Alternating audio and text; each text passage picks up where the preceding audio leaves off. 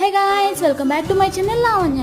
నాకు ఎప్పటి నుంచో ఒక అక్క ఫోల్డ్ చేసి రిబ్బన్స్ తో జడేయమని చెప్పి అడుగుతుంది. అలాగే ఎవరికైనా రిబ్బన్ తో ఫోల్డ్ చేసి జడేయటం రాకపోతే ఈ వీడియో చూసేయండి. అలానే రిబ్బన్ తో ఫ్లవర్ వేయటం ఎలానో ఈ వీడియోలో చూసేయండి. డీటెయిల్డ్ గా ఫస్ట్ మనం జడనాలు వేసుకొని లాస్ట్ కి వచ్చేసరికి రిబ్బన్ తో కలిపి మనం అల్లేసుకోవాలి. నెక్స్ట్ ఇప్పుడు వీడియోలో చూపిస్తున్నట్టు రిబ్బన్ తీసుకొని ఒక ముడిని అయితే వేయండి. దాని తర్వాత రెండో ముడితో మీరు ఫస్ట్ లాగుతాం కదా, దాన్ని చిన్నగా పెట్టుకోండి ఫస్ట్ పెట్టిన కుచ్చుని.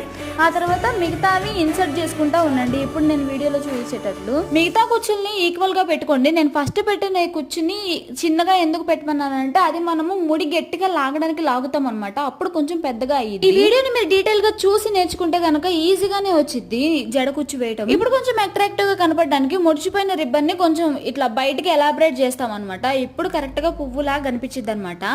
ఈ వీడియో మీకు నచ్చింది అనుకుంటున్నాను. ఈ వీడియో నచ్చితే లైక్ చేయండి, షేర్ చేయండి, కమెంట్ చేయండి. అలానే మన ఛానల్ ని సబ్స్క్రైబ్ చేసుకోండి. మరిన్ని